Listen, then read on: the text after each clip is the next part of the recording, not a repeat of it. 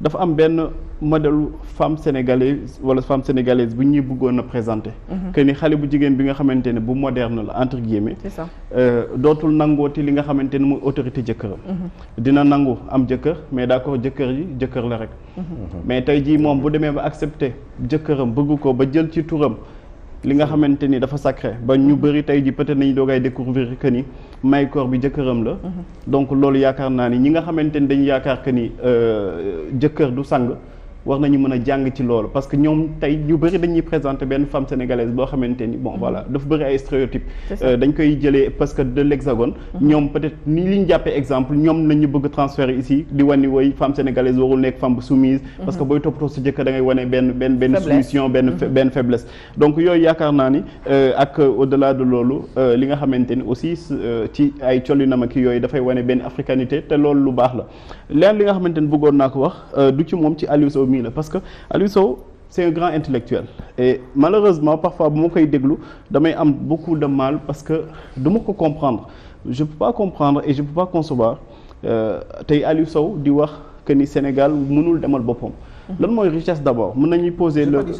waa d'accord ci ni nga ko waxee waa d'accord mooy interprétation bi ma am ci say kàddu. non il a juste. waa d'accord non Papa Matar boobu moom d'accord la rupture ne pas être radicale mais de manière radicale la wax waaw boobu moom d'accord waaw Sénégal dañuy déglu aussi. je suis un petit intellectuel mais j'essaie de réfléchir je peux me tromper mais dañuy wax li ma wax quoi moo gën rafet. Aliou Sow soxlawul may def tradition littérale ci say propos da nga ni sa développement boo ko dégloo ñun du ñu nekk di répéter say kàddu mais boo waxee que ni Sénégal pareegul pour demal bu mooy mënul dem. waxuma loolu parce que waaw d'accord j'ai pas dit ça. xam nga li ma wax lii yow doo leen ko delluwaat. waaw d'accord bàyyi ko bu ko non parce que lii baaxul aussi hein parce qu'on a envie d'avancer quand même dans le débat. Aliou s'il te plaît. c'est vrai que li nga wax nii baaxul ci man maa la interpellé waaw laisse-moi terminer.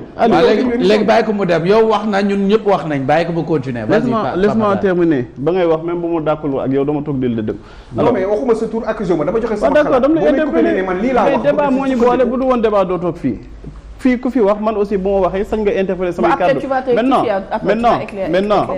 xam nga yow tu n'es responsable que de tes propos. mais mënoo être responsable des commentaires que les gens en feront. man commentaire bi ma ci am mooy lii may wax nii bàyyi ma da wax ko. après bu la neexee nga wax leneen. mais li nga wax say kàddu man dama si jàpp benn mbir parce que boo ma ñëwee par exemple que rupture radicale mënut a nekk parce que Sénégal parewul damay jàpp que ni mënuñu demal suñu bopp. alors déjà man li may njëkk poser comme question mooy lan mooy richesse réew boo xamante ni dañ leen ni am nga plus de 200 kilomètres de côte ñun la réew boo xamante ni traversé par minimum 4 fleuves. réew boo xamante ni ñun la 80% population bi ay jeunes nañu réew bi waxuma sax waxu li nga xamante ni dafa nekk ci suñu sous-sol yi mi or bi di gaz ak yeneen réew boobu tey jii bu ñu nuwee mënul dem à 100% def benn rupture bu radicale man du ma comprendre. man soo ma solution ma jox la solution. du ma comprendre s'il te plaît. nekk ñu woon ci solution. dama doon wax rek. s'il te plaît laa doon tontu. Aliou s'il te plaît Aliou s'il te plaît laaj leen ma luy solution bi boo ko. d'accord alors xam nga réew boobu tey jii ku mel ni Masmoud Diop 50 ans ci ginnaaw wala plus de 50 ans ci ginnaaw dafa doon wax que ni Sénégal war nañu mën a demal suñu bopp PAI la tegoon parti africain pour l'indépendance boobu dañ koo gëm bu ñu demee ba ci plateau bi bu leen neexee ngeen tegaat ko parce que man am naa benn capacité mooy déglu nit mën naa nekk di waxaale mais damay déglu nit bu ñu demee ba ñuy bay naan suñu nationaux yi ñi nga xamante ni ñoom ñoo nekk ay chefs d'entreprise ici au Sénégal mënuñu gérer li nga xamante ni mooy projet yi état bi di joxe feneen loolu peut-être ñàkk xam-xam la parce que aussi entreprise bu ñu koy jox marché soxlawuñ ci moom liquidité tey jii Khadija boo defee sa montage de dossier ba noppi mën nañ la jox marché bu mag te yow sa 100 francs du ci génn. mu lettre de créance bu ñu lay jox. absolument bu ñu la notifié que ni yow gagné nga marché bi. banque boo dem mu def la ay garantie jox la li nga soxla ci liquidité. donc li nga xamante ni c'est faisable pour ñi nga xamante ne ay étranger la bu ñu ko defaloon ak sénégalais yi. dinañ ko réussir. mënuma comprendre Sénégal bii ñu nekk bu ñuy def BRT ñu dem jëli ji benn entreprise mën na doon français wala mu doon turc ñu ñëw jox ko marché bi kooku xam nga lu ñu wëlbati ku ñëw def da koy jël sous-traité ak ay chinois yi sous-traité ak ay sénégalais ñu réduire leen ci li nga xamante ni mooy emploi précaire ñiy taxaw di gas di suul di def kenn xamul boo demee stade bi nga xamante ni mooy stade du Sénégal Maître Abdoulaye Wade ay sénégalais ñoo ko doon tabax te pourtant ñu gagné marché bi ay turc nañ boo demee tey jii ci BRT bi chantier yi sénégalais ñu ngi fi romb bu dee bëccëg ba bu may ñibbi sama kër à 3 heures du matin voire 4 heures du matin da ngay gis ay sénégalais ñoom ñoo nekk foofu di liggéey te boo demee laaj leen amuñu déjà contrat ñu ngi nekk ci ay conditions yu bonnes te pourtant sénégalais gañewul marché bi waaye léegi sénégalais bi am na xarañte boo xamante ni mën na def liggéey bi lan moo tere ñu jël bitey bii di sénégalais jox ko marché bi sachant que ni du ki nga xamante ni mooy entreprise française bi moom mooy financer li nga xamante ni mooy marché bi moom dañ koy jox marché moom mu dem wuti ji financement alors donc mënuma toog 2021 wala 2022 Sénégal ñi ni dañu war a mën a moom suñu bopp am rupture bu radicale parce que bu ñu nee rupture bu radicale rek c'est parce que relation yu ñu am musul doon relation yu baax bu ñuy nuyee tey entreprise bi nga xamante ni mooy def meilleure offre dañuy jox li nga xamante ni mooy suñu marché mais c'est du n'importe quoi gis nañ ko fi ci ba ñu mujjee joxe li nga xamante ni mooy suñu ndox Suez proposé somme boo xamante ni moo gënoon baax ak conditions yu gënoon baax ba ñu njortoon sax ay corruption ba dossier bi dafa mujjoon dem agence de régulation des marchés publics mu bloqué ko donc loolu c'est des faits li nga xamante ne moo tardé Sénégal mooy intellectuel yi nga xamante ne nanguwuñu wax li nga xamante ne mooy dëgg bi parce que Sénégal tey jii amul lu ñuy envier benn réew ci àdduna wax naa la ko léegi ci sous-sol wax naa la ko léegi ci jeunesse wax naa la ko léegi ci li nga xamante ni mooy li ñu yàlla may yàlla mënul la may terre cultivable terre pour nga cultiver ko il faut des jeunes nga am jeunesse tey jii boo demee daara mais sénégalais yi dañuy am meew di ko obligé di ko sotti ci dex gi parce que duñ ko mën a transformer ñu ñëw di la jaay meew boo xamante ni meew bu bon di la ko jaayee prix boo xamante ni mënoo comprendre mu demee. soble bi bërki dem yaakaar naa maam Diop mi ngi koy ci norme internationale meew en poudre sa wala ko utiliser. te moom lañ utiliser mais xam nga boo demee da nga war a dem Khadija nga xool sénégalais yi dañuy obligé di ko sottiwaat ci ndox bi parce que en fait mënuñu si dara buñ ko garder seen kër. day yàqu te amuñu moyens yi nga xamante ni dañ koy mën a conserver nga dem aussi. ci Jolof ak yenn bërëb yi nga dem fa fekk fa aussi yeneen sénégalais yoo xamante ni dañuy bay soble mais bu ñu bayee soble ba noppi bu ñu ko naree transporter indi ko Dakar da leen di coûter loo xamante ni dañ si mujj perte dañuy obligé di gas di suul soble parce que nanguñu soble bi nëpp seen i kër mais li ñuy wax ni ay fee la nga dem yeneen ñoo xamante ni ay carottes nañuy bay ak yeneen ak yeneen ak yeneen à côté ñu jël benn français wala benn italien jox ko nangami hectare mu jël ay sénégalais yi tudd Pape Makhtar Diallo réduire leen simple employé alors que ñoom ñoo moomoon terre dañ leen di exproprier nangu seeni suuf ñëw réduire leen simple paysan ñoo xamante ni ay propriétaires nañu woon di leen fay ay 50 000 francs 60 000 francs ñooñu tey jii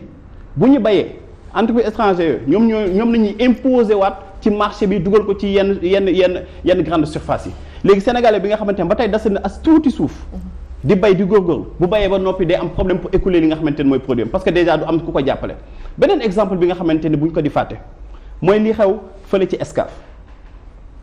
état du Sénégal xullee na sàggan na ba canal ñëw teg ko fin na ba Excaf naka daanu mais bu nekkoon réew bu responsable nga defee ne état bi du dugg ci capitalu Excaf réew bu responsable lu gën a yomb mooy nga dugg ci capital bi. des milliers de pères et mères de famille yoo war a dem chômage c'est triste. mais duñ ko def bu nekkee nag pour son confort le président pare na jël 1 milliard def ko ci oto bu nekkee pour leneen ak leneen président dafay trouver tout le temps des moyens pour le faire 60 milliards la def ci li nga xamante ne mooy avion parce que nee na sa sécurité mais sécurité père de famille yi nga xamante ne dañuy jóge Excaf moom lijjantiwu ko donc je pense que ni gis nga xaalis bi ñuy jël problème mu Sénégal am na benn borom xam-xam bu ko doon wax dama fàtte turam bu dul Boris Diop xaw ma kan mu ni Sénégal du problème de richesse mais distribution des richesses dañuy jël am bi di ko jël di ko pàccoo seen i biir mais du question de ñàkk bu ñu jëloon suñu alal def ko fi wax jël xale yi nga xamante ne dañuy entreprendre di leen jàppale ba ci booy yi nga xamante ne tey jii ñu ngi ci mbedd bi di cag-cag mais koo ci téye am na master te pourtant 5 heures du matin koo ci woo ni ko dama soxla benn service léegi-léegi mu taal bu tam ñëw nga jox ko 2000 francs te cag-cag boobu sax dañ leen ciy sonal cag-cag boobu bu ñu taxawee ci tali bi ñu leen di laaj ay 1000 francs 500 francs xam nañ ñu mu demee ci tali bi xale yi amuñu lu ñu mën a entreprendre ba réussir ko ci dëkk bi ñenn ñi di jël 500 000 francs voire 1 million de francs pour génn dem dëkk bi génn Sénégal dem bitim réew mais bu ñu demee ba foofu sax état bi dem signé waat ay coopération pour delloo si waat leen te xaalis boobu nga xamante ni pour coopération bi ñoom duñ ko gis bango bii lañ leen di wàcc jox leen 50 000 francs loolu ñuy wax noonu ay fee la parce que am na si ñoom ñoo xamante ni dañu doon napp jën ñu jël bàyyi di signé ay licence de pêche comme amuñu benn accord ak chinois yi xam nga lu ñuy def dañuy nationaliser seeni bateau mel ni ay sénégalais ñoom ñoo ko moom. alors que c'est des chinois. alors que c'est des chinois ñu ñëw jël suñu ay jën léegi bu demee ba yaabooy benn di jar 100 francs 1000 francs non astafurlah benn di jar 300 3 di jar 1000 francs. benn yaabooy di jar 300 francs. vrai célibataire la day nduggi. non loolu parce que Sénégal lay dund. ça c'est vrai. benn 300 ñett yi 1000 francs yaabooy bi nga xamante dañ ko doon jaam dañ ko doon saaw boo jëndee ba pare ñu mayaale la yaabooy mu dem ci benn période ñuy jaay saamu yaabooy 100 francs léegi benn bi ñu koy jaayee 300 francs pourquoi parce que entreprise lu mu tudd borom bateau chinois yooyu ñoom ñooy jël suñu ay yaabooy di ko napp duñ ko dundee de lu ñu koy def transformer ko def ko farine di ko yóbbu ñoom seeni réew pour bay ak dundal seeni élevage réew moom je pense que ni vraiment bu ñu jëloon li nga xamante ne mooy suñu alal def ko fi du ñu wax waxu problème de richesse parce que Sénégal moom waxatuñu waxu richesse am mais richesse am ñëpp kenn du ko naatable mais état du Sénégal ak volonté politique donc il faut impérativement rupture bu radicale par rapport ak ñi nga xamante ne ñoom ñoo fi nekk ak surtout coopération yi nga xamante ne amuñu benn njëriñ gis nga ñaari nit bu ñuy ànd kenn ki kase di si jëriñu lenn kase moo la ci kii du xoolaat ànd bi de bàyyi àndandoo bi dem wuti keneen koo ànd. d'accord. xam nga déséquilibre des rapports il faut que mu leer dañu nekk ci émission bu tudd salon d'honneur lii Pape Matar wax yëpp d'accord naa ci te bi ma koy wax il y a 10 ans je l'ai dit wax naa ko ci rajo Océan FM Mame Less Camara yaa ngi may dégg wax naa ko ci rajo Kumba Gawlo wax naa solution yii nii problème yi am ci yëpp tout le monde le sait ñëpp xam nañ ko jaratul ñu koy répéter ñun suñu émission dañ ko war a yéegal réfléchir sur des solutions avec une dame bi nga xam ne dafa gérer benn commune boo xam ne moo ëpp nit ci département de Guédiawaye mu ñëw am yu mu wax ci biir ay waxam man j'ai pensé que ni tey je crois que même elle a compris ci biir bi muy jëlaat parole bi par rapport ak rupture radicale boobu moi quand je dis rupture radicale moi je suis un petit garçon qui doomu Sénégal la un petit intellectuel si on veut qui a voyagé qui connaît comment on développe les pays xam naa dëkk lii ren bu ñu doon wax waxu solution fii kon lépp dina leer ku nekk di nga xam ku nekk lan nga mën ak lan nga xalaat après sénégalais ñooy décider waaye nañu waxtaan ci les solutions nekk ñu fi di répéter encore tout le temps ce qui se passe li affaire pêche yi mu doon wax nii man j'avais fait des propositions par rapport à la pêche au Sénégal ñii bateau pêche yu mag yi nekk fii di ñëw fii yëpp mais bateau yooyu seeru bateau yooyu ay 6 milliards lay jar état bi mun na nekk en partenariat avec certains pêcheurs wala un groupement de pêcheurs comme ça ñoom ñu koy nappal seen bopp di ko togg ci seen biir di ko dugal ci seen i paquet di ko jaay bitim réew comme yaboy bi nga xam ne les Russes en ont besoin ça ce sont des propositions que j'ai faites il y a longtemps mais on n'a pas assez de temps aussi pour wax man j'ai juste réagi par rapport ak la dame ci li mu doon wax la rupture radicale te Guy Marius Sagna mos na toog fii daaw ma ne ko yow li ngay wax nii Ousmane Sonko bés bu nekkoon président laa lay wax nii ñetti weer laa la may fii la toogoon ma toog jàkkaarloo ma ne ko ñetti weer laa la may da nga koy baax bu fekkee li ngay wax dëgg-dëgg gëm nga ko wala ne utiliser woo sa intelligence ñetti weer laa la may da nga ko bàyyi parce que li ngeen wax ni mënul nekk quand on veut traiter on ne traite pas de manière radicale doo xeex je vous dis si j'ai dit loolu ma naan guy mais guy kenn du ko pousse par contre guy mun nga ko daaneel guy mënoo ko pousse di ko xëccoog moom waaye guy mën nga ko daaneel parce que boo koy daaneel xel lay doon da ngay ñëw di dagg nag ba guy bi day jékki-jékki suba teel ñu ne mu ne këlëb waaye boo ñëw nga naan da ngay puusante kii xam nga ni da ngay wax waxu kasaw rek mais xam nga ni c'est pas possible te Ousmane Sonko bi may dégg xam na ni loolu mënul nekk te ñi ko wër ñi Sénégal bi ñi may dégg xam nañ li may wax nii lu am solo la te loolu moo nekk je suis d'accord que ni dëkk bi dañ ko war a defar mais booy defar da ngay defar ak say moyens li nga xaw ma comment ça se dit encore li nga am ngay demee di duggee marché. li nga am mooy lan Aliou Sow il faut arrêter non c'est tellement réducteur c'est tellement réducteur non mais ce n'est pas respectueux déjà ma wax nga bàyyiwaat ko mu réagir samay kàddu parce que moom dafa waxee réagir ma say kàddu mais bu ma tuddee nag ci biir waxtaan comment je n'ai fait que intervenir par rapport ak madame Mahécor Diouf man ci loolu laa intervenir par rapport à la rupture. Je crois qu'elle a compris après. Tout de suite, si vous avez bien suivi, elle a compris. Et puis c'est normal. Je suis pas d'accord ah. non ma yeggali sama mais léegi man du ma yeggali man solution yi. waaye yéen bëgg leen solution pour réew mi. ay nit ñi dañuy xalaat ñun aussi xam nañ ñuy développé réew.